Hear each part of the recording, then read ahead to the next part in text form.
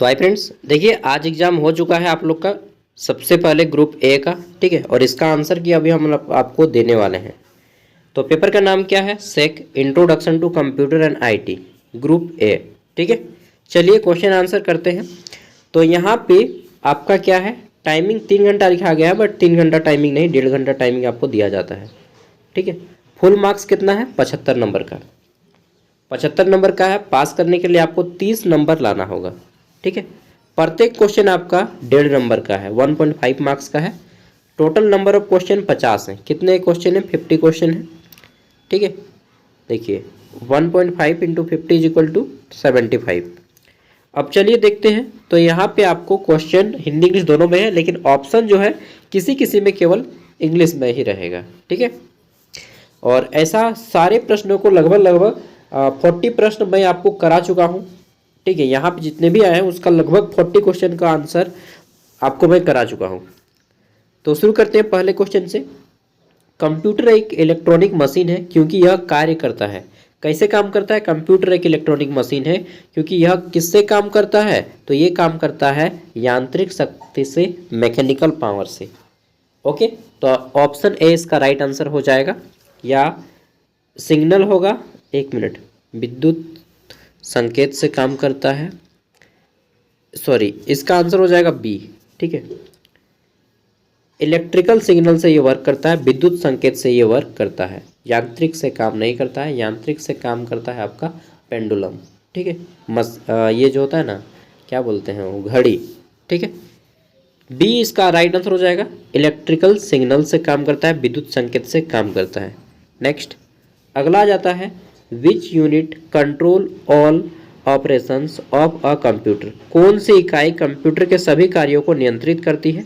तो कल मैंने बताया था कि कंट्रोल कौन करता है, कंट्रोल यहाँ पे लिखा गया है। तो कंट्रोल यूनिट कंट्रोल करने का काम करता है सीयू, ठीक है।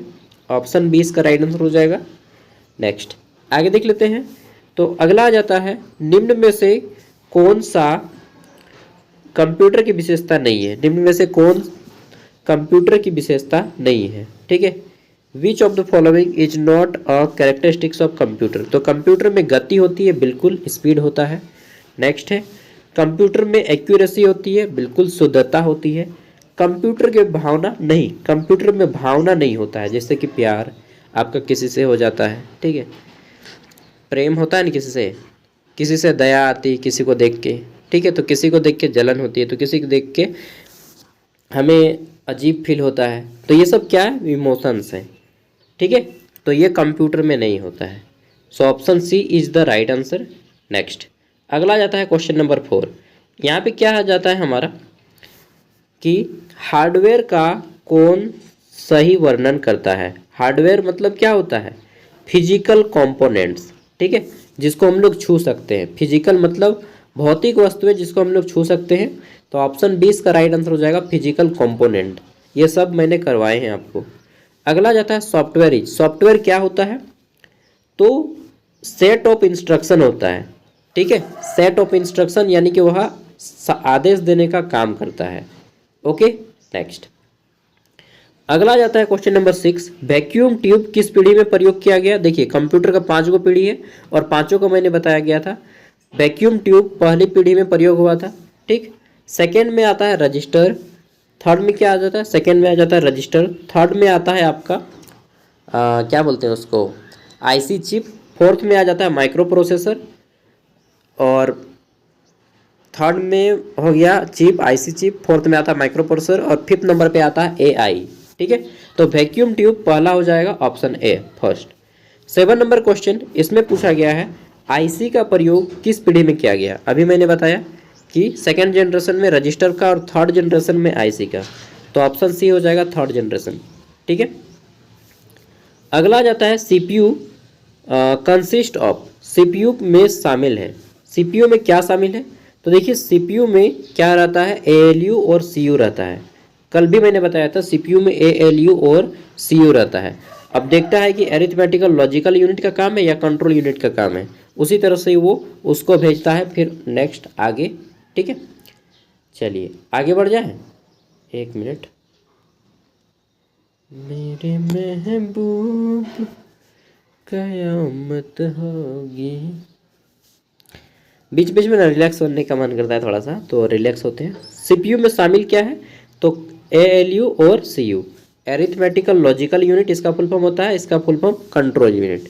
ठीक है, आगे देख लेते हैं। बाइनरी प्रणाली में अंक होते हैं, तो कल मैंने बताया था बाइनरी में दो होते हैं, 0 और 1।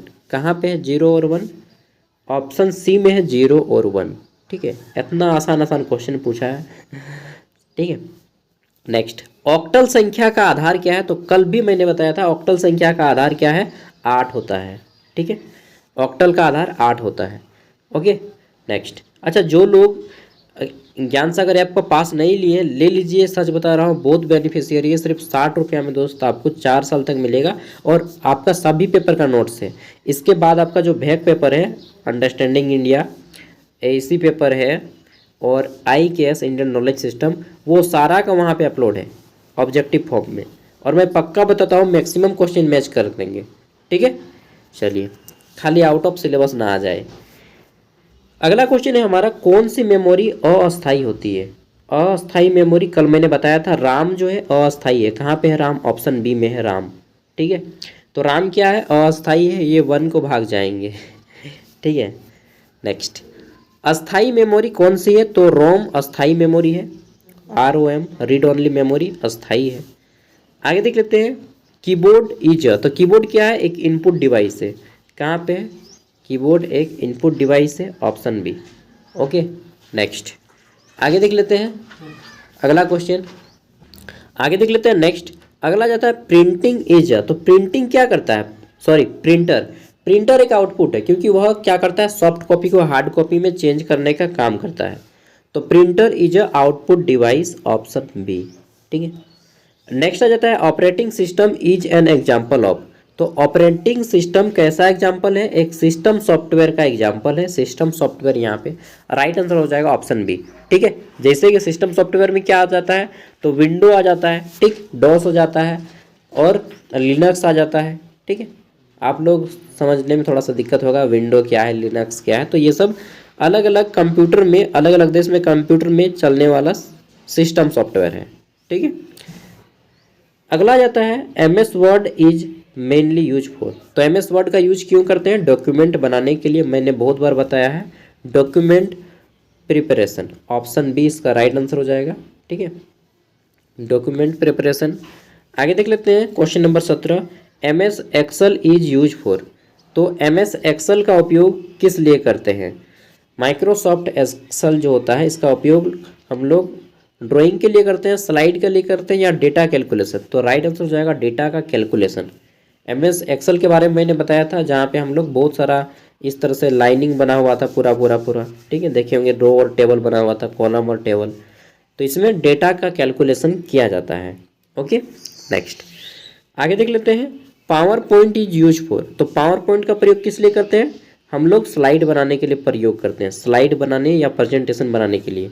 ठीक है, नेक्स्ट, अगला जाता है हमारा, which storage has the highest capacity, सबसे अधिक क्षमता किस स्टोरेज की होती है। तो देखिए, सबसे अधिक क्षमता अगर बात किया जाए इसमें, तो हार्ड डिस्क जो है सबसे ज़्यादा कैपेसिटी होता है हार्ड डिस्क का। ठीक है, किसका, हार्ड डिस्क का। नेक्स्ट, आगे देख लेते हैं क्वेश्चन नंबर 20, इसमें पूछा गया डेटा को अस्थायी रूप से कौन संग्रहित करता है। डेटा को डेटा को परमानेंटली कौन स्टोर करता है, तो हार्ड डिस्क। ठीक है, हार्ड डिस्क यहाँ पे हो जाएगा राइट आंसर। बोलिएगा, रोम नहीं करता है क्या, रोम अस्थाई मेमोरी है, लेकिन यह परमानेंटली स्टोर नहीं करता, ये अस्थाई मेमोरी है। लेकिन जब हार्ड डिस्क आ जाएगा, तो हार्ड डिस्क का ही यहाँ पे हम लोग ऑप्शन में टिक लगाएंगे। नेक्स्ट आ जाता है अगला हमारा, कि कंप्यूटर नेटवर्क है। कंप्यूटर नेटवर्क क्या करता है, collection of computers.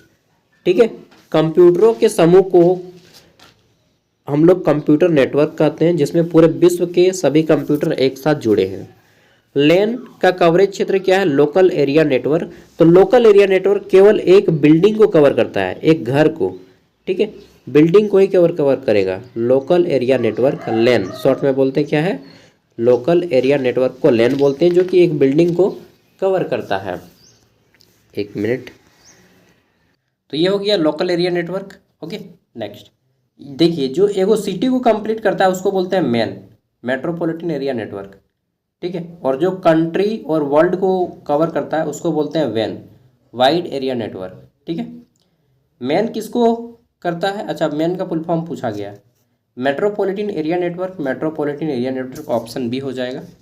Okay, next आगे देखते हैं वैन का फुल फॉर्म। अच्छा, वैन का पूछा उपयोग, तो पूरे विश्व के लिए लोकल लॉन्ग डिस्टेंस, इसको बोलेंगे लॉन्ग डिस्टेंस, ठीक है, जिसमें आपका देश और विदेश पूरा कवर हो जाता है ये वैन में, ठीक है। जैसे कि एटीएम कार्ड हो गया किसी भी देश का, और भी बहुत सारा हो गया, इंटरनेट जैसे कि जियो का फ़ोन या सॉरी जियो का नेटवर्क या एयरटेल का नेटवर्क, ठीक है। आगे देख लेते हैं, अगला क्वेश्चन आ जाता है 25 नंबर कि विभिन्न नेटवर्क को जोड़ने वाला क्या कहलाता है? तो जो अलग अलग नेटवर्क को जोड़ता है उसको क्या बोलते हैं? हब बोलते हैं, स्विच बोलते हैं, राउटर बोलते हैं, या रिपीटर बोलते हैं। क्या बोलते हैं इसको? देखिए, ये क्वेश्चन का आंसर यहाँ पे राउटर होगा, हब नहीं होगा, ठीक है। राउटर होगा, क्योंकि कल मैंने बताया था राउटर एक प्रकार का टेक्निक होता है जिसके तहत विभिन्न प्रकार के नेटवर्क को एक साथ कनेक्ट किया जाता है, ठीक है। मॉडेम का उपयोग होता है, किस लिए होता है? तो इंटरनेट को कनेक्शन देने के लिए हम लोग मॉडेम का उपयोग करते हैं। मॉडेम का फुल फॉर्म होता है मॉड्यूलेटर एंड डीमॉड्यूलेटर, ठीक है। इंटरनेट कनेक्शन के लिए यूज करते हैं इसको। Switch work at which layer, तो स्विच किस लेयर के लिए यूज किया जाता है? स्विच को हम लोग फिजिकल, डेटा लिंक, नेटवर्क या एप्लीकेशन किसके लिए यूज करते हैं? देखिए, डेटा लिंक लेयर के लिए इसको यूज करते हैं। ये मैंने नहीं पढ़ाया था, ठीक है। बहुत लगभग 10 क्वेश्चन ऐसे हैं जो मैंने नहीं पढ़ाए हैं। आईपी एड्रेस यूज टू, तो आईपी एड्रेस इंटरनेट प्रोटोकॉल इसका फुल फॉर्म होता है। इसका एड्रेस क्या करते हैं? तो एक स्पेशल नंबर होता है आईपी एड्रेस, आइडेंटिटी डिवाइस या स्टोर डेटा या प्रिंट डॉक्यूमेंट या एनक्रिप्ट डाटा। तो ये जो है एक आइडेंटिफाई डिवाइस है जिसमें आपको एक स्पेशल नंबर दिया जाता है, ठीक है। नेक्स्ट आगे देख लेते हैं, DNS domain name system convert करता है किसको किस में? तो देखिए, डीएनएस जो होता है डोमेन नेम सिस्टम, यह कन्वर्ट करता है आपका डोमेन नेम को आईपी एड्रेस में, domain name to IP address, domain name को आईपी एड्रेस में कन्वर्ट करता है डीएनएस। ओके, नेक्स्ट एचटीटीपी क्या होता है? हाइपर टेक्स्ट ट्रांसफर प्रोटोकॉल, ठीक है। यह एक क्या है? तो ये एक प्रकार का प्रोटोकॉल है, हाइपर टेक्स्ट ट्रांसफर प्रोटोकॉल। अगर आप इसका फुल फॉर्म याद रखें। हाँ रे बोल, एक मिनट, मेरा दोस्त हमको बुला रहा है थोड़ा सा एलपीजी भरवाने। ठीक है, चल जो हम जाए। तो गैस आप लोग का उधर कितना चल रहा है जी? गैस हम लोग का इधर ना काफ़ी ज़्यादा महंगा हो गया है। चलिए थोड़ा सा दिखा देते हैं आपको। तो आज मैं दूसरे रूम में हूँ, ठीक है, मतलब मेरे वाले रूम में कुछ दोस्त लोग आया है, ठीक है। तो गैस कैसे आप लोग का चल रहा है उधर? हम लोग का इधर गैस चल रहा है 300 रुपये किलो, ठीक है। तो अभी तो मिल ही नहीं रहा है, जब लेने जाइएगा तो 300 रुपये किलो बोल रहा है। चलिए, तो गैस भरवाना है हमको भी। अब मैं थोड़ा सा ज्ञान सागर ऐप के बारे में बता देता हूँ। जो लोग ज्ञान सागर ऐप नहीं इंस्टॉल किए हैं उनके लिए इस वीडियो को ध्यान से देखिएगा, 2 मिनट का टाइम लूँगा, ठीक है। और अगर आप इंस्टॉल कर लिए तो स्किप करके वीडियो को आगे बढ़ जाइए। अब देखिए, यहाँ पे ये आपका है ज्ञान सागर ऐप, इसको इंस्टॉल कर लीजिएगा। इस चैनल के नाम पे इसका नाम रखा गया है ज्ञान सागर, ठीक है। और इसका लिंक आपको वीडियो का डिस्क्रिप्शन में मिल जाएगा, ऐप का लिंक। इंस्टॉल कीजिएगा, आपका ये ऐप इस तरह से ओपन हो जाएगा, ठीक है। पहले तो बिरसा मुंडा का फ़ोटो आएगा, फिर ये ओपन हो जाएगा इस तरह से। आपका ये इस तरह से खुल जाएगा ऐप ऑटोमेटिकली इंस्टॉल होने के बाद। आपको क्लिक करना है यहाँ पे क्रिएट एन अकाउंट पे, आप क्लिक करेंगे, ठीक। तो यहाँ पे आपको आपका नाम और फ़ोन नंबर पूछा जाएगा। अपना नाम डालिएगा और फ़ोन नंबर डालिएगा, ठीक। यहाँ पे आपको करना है क्लिक क्रिएट एन अकाउंट पे, ओके। और उसके बाद OTP आएगा, OTP डालिएगा और ये ऐप आपका इस तरह से OTP आएगा और ये ऐप ओपन हो जाएगा इस तरह से। ओपन होने के बाद क्या करना है, आपका इस तरह से पूरा का पूरा यहाँ पे बहुत सारा ऑप्शन खुलेगा। आपको क्लिक करना है ऑल कोर्स में। ऑल कोर्स में जब क्लिक करेंगे तो यहाँ पे सारे कोर्स खुल जाएंगे।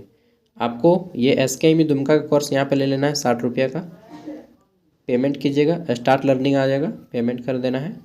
और उसके बाद फिर सेमेस्टर 1 में आप जाएंगे। सेमेस्टर 1 में जो भी पेपर पढ़ना है आप यहाँ से पढ़ सकते हैं, ठीक है। जो भी paper, major paper, minor paper, MDC paper, SEC paper, AEC paper, Hindi, यहाँ पे ऑलरेडी अपलोड है, सब पार्ट करके देखिएगा, ठीक है। Understanding India, Indian knowledge system, फिर इस तरह से खुल जाएगा। जो भी देखना है देख लीजिएगा। पीडीएफ खुलने के बाद यहाँ पे देखिए एक इस तरह से आएगा सर्कल, इसको अगर आप क्लिक करते हैं, ये सर्कल को, ठीक है, तीर के निशान को जो दिख रहा है यहाँ पे, ये तीर का निशान, तो आपके मोबाइल पे ये पीडीएफ डाउनलोड हो जाएगा। ओके, चलिए 60 रुपया में 4 साल तक सभी पेपर का नोट्स दिया जाएगा, कंप्लीट ग्रेजुएशन। अब आगे कंटिन्यू करते हैं। तो क्वेश्चन क्या है हमारा, HTTP इज अ, तो HTTP क्या है, एक प्रोटोकॉल है। ओके, नेक्स्ट आगे देख लेते हैं। क्वेश्चन नंबर 31, ईमेल का फुल फॉर्म पूछा गया है। ईमेल का फुल फॉर्म क्या है, तो मैंने बताया था ईमेल का फुल फॉर्म होता है इलेक्ट्रॉनिक मेल, इलेक्ट्रॉनिक मेल, ठीक है। सर्च इंजन का उदाहरण कौन सा है, तो देखिए गूगल का ये क्रोम सर्च इंजन है, ठीक है।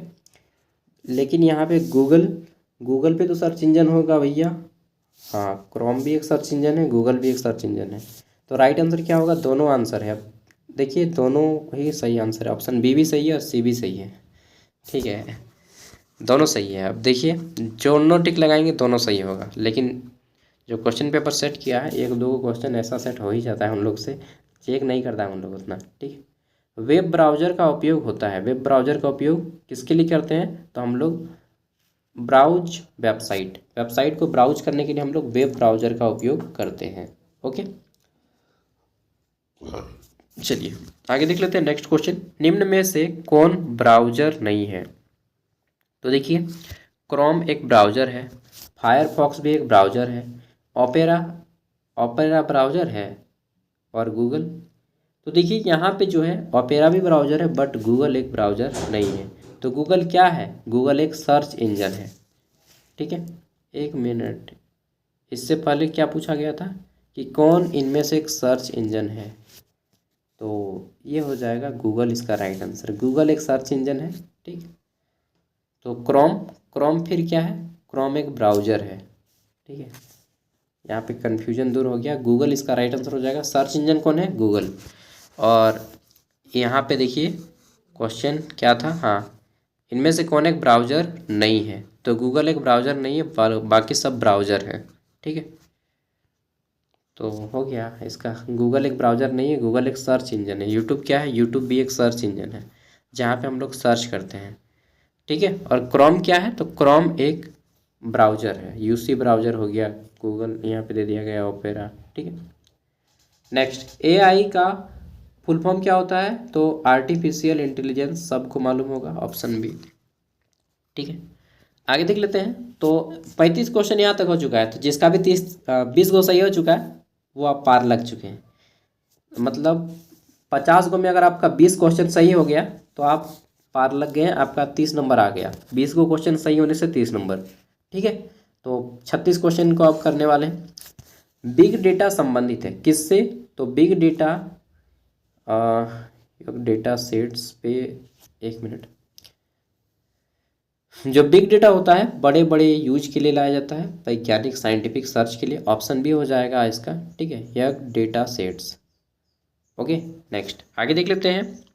अगला आ जाता है आपका blockchain is mainly use for. देखिए इसको हम लोग बात किया था कि क्रिप्टो करेंसी में इसका यूज करते हैं, गेमिंग, सिक्योर ट्रांजेक्शन। अच्छा, यहाँ पे सिक्योर ट्रांजेक्शन दिया है, ठीक है, तो ऑप्शन भी हो जाएगा सिक्योर ट्रांजेक्शन। ब्लॉकचेन का उपयोग क्यों करते हैं, ट्रांजैक्शन को सिक्योर करने के लिए। कैसा ट्रांजैक्शन, ब्लॉकचेन टेक्निक में क्रिप्टो करेंसी हो गया, ऑनलाइन जो डिजिटल पेमेंट होता है उसको सिक्योर करता है।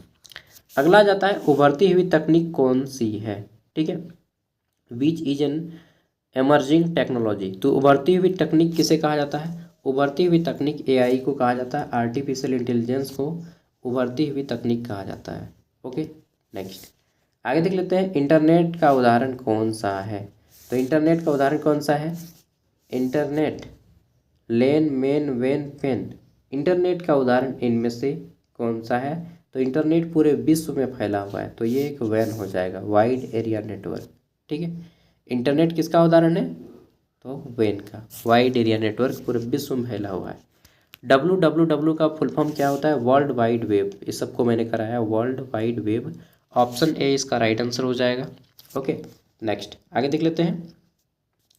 क्वेश्चन नंबर 41, प्रोसेसिंग के दौरान अस्थायी डेटा कौन रखता है? तो जब प्रोसेसिंग होता है तो अस्थायी डेटा को कहाँ पे रखा जाता है? रैम। रैम के पास रहता है, रैम। Option B RAM.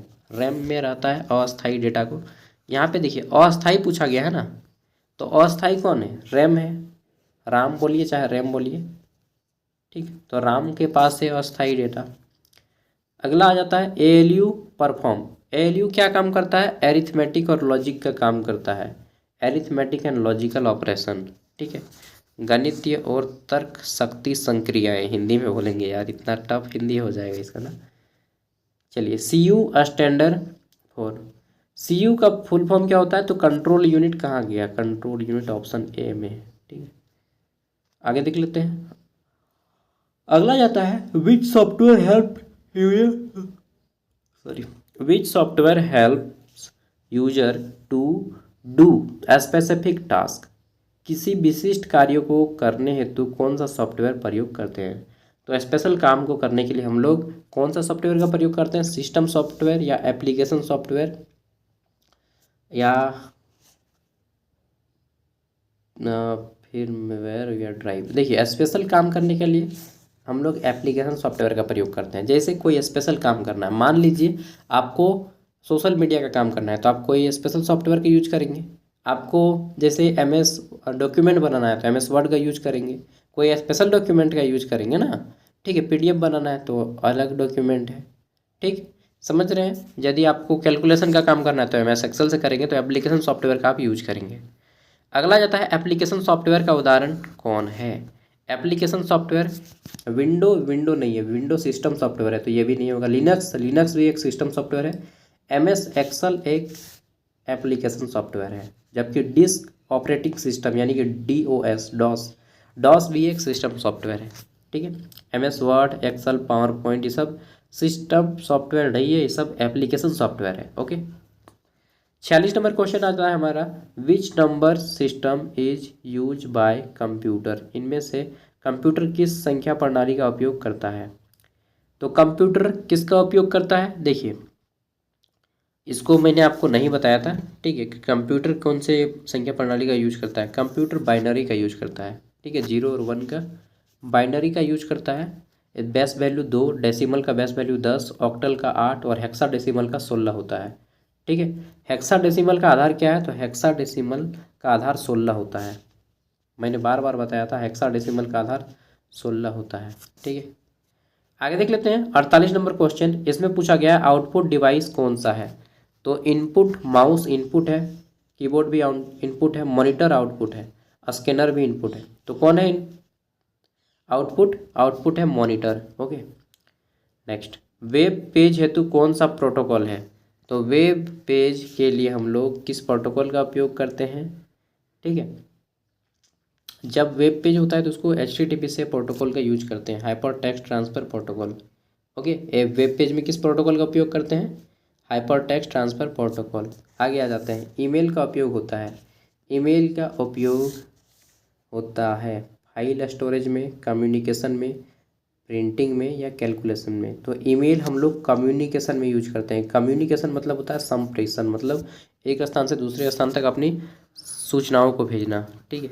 तो पूरा कंप्लीट हो गया, देख लिए, लगभग 25 मिनट का वीडियो रहा। और नेक्स्ट मैं यही चीज़ बोलूँगा कि आप लोग पूरा सब वीडियो देख लीजिए, डेफिनेटली आपको इजीली क्वालिफाइंग मार्क्स मिल जाएगा, ठीक है। मैंने कितने वीडियो बनाए हैं? टोटल 4 वीडियो बनाए हैं, ठीक है। 3 वीडियो मैंने बताया है डिटेल में, यूनिट 1, 2, 3, और एक चौथा वीडियो है जो कि सब्जेक्टिव टाइप का वीडियो है, ठीक है। लगभग मैं टोटल कुल मिला के 200 प्लस क्वेश्चन करवाया हूँ, और यही सबसे क्वेश्चन बनेगा। डेफिनेटली मैं बता सकता हूँ कि मैक्सिमम क्वेश्चन जो है रिपीटेड रहेंगे अगले एग्जाम में, ठीक है। तो जिनका भी नेक्स्ट डे एग्जाम है सबको तैयारी करके जाइए, और अगर आपका कोई दोस्त हो तो उन तक इस वीडियो को शेयर कीजिएगा। अगर आपको वीडियो पसंद आए, थोड़ा सा भी हेल्प होता है तो वीडियो को लाइक कीजिएगा, ठीक है।